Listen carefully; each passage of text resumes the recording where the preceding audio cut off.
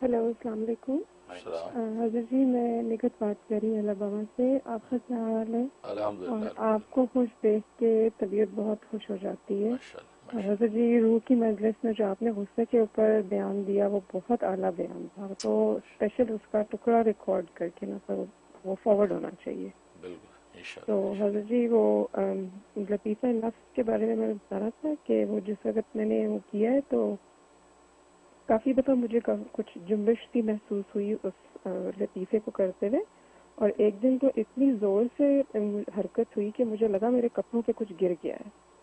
तो ये बताना था। और हज़रत जी, मुझे ये पूछना था कि जिस वक़्त हज़रत आसिया अलैहिस्सलाम फ़िरौन के साथ रहती थी उनके उसके पैलेस में, तो हज़रत आसिया का क्या स्टेटस था?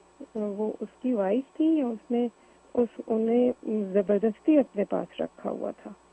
जी जी बहुत जी, शुक्रिया बहुत जी। शुक्रिया जी। अल्लाह अकबर। माशा निगत जी गौरी कॉल कर रही हैं अब अलabama से। अल्लाह ताला आपको बरकत अता फरमाए, आपको सेहत व आफियत नसीब फरमाए, आपकी जो भी तकलीफ़ है उसको रफ़ा फरमाए।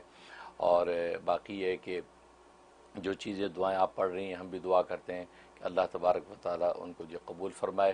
ख़ास गुस्से के हवाले से जो बयान किया, जो गुफ्तगू हुई वो आपने पसंद की, तो इंशाल्लाह उसका क्लिप भी मार्केट में आ गया होगा, तो इंशाल्लाह आ जाएगा। वरना तो माशाल्लाह हमें भी उम्मीद है कि लोग उससे नफ़ा उठाएंगे और फ़ायदा होगा। और बाकी आपने आसिया रिज़वानुल्लाह अलैहा के बारे में पूछा है कि उनका स्टेटस क्या था।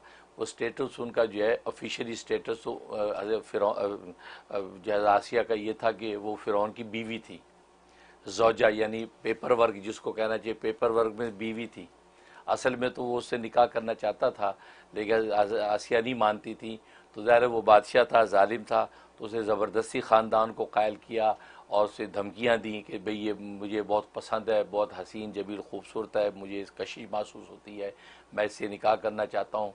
तो लेकिन ये ख़ानदान नहीं माना, खुद आसिया नहीं मानी।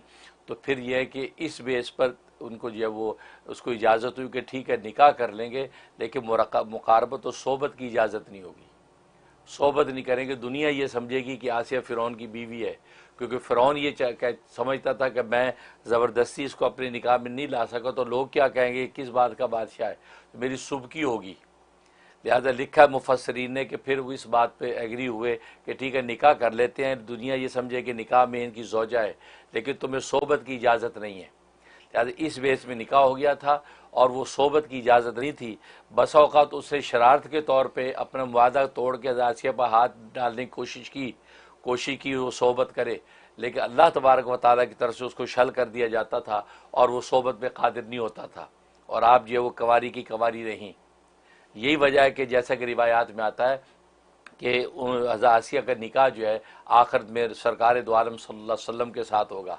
आप सल्लल्लाहु अलैहि वसल्लम के निकाह में जैसे जैसे मरियम अलैहिस्सलाम के बारे में आता वो और आसिया ये दोनों जो है नबी पाक सल्लल्लाहु अलैहि वसल्लम की जन्नत में ज़ौजा मुताहरा बनेगी। क्योंकि दुनिया में इसका स्टे फ़िरौन की बीवी था, लेकिन वो सोबत पे कादिर नहीं हो सका था। लेकिन यह है कि ज़ाहिर है इसमें बताया जुल्म की वजह से उसने उनको बीवी डिक्लेयर कर रखा था। बहुत शुक्रिया सर।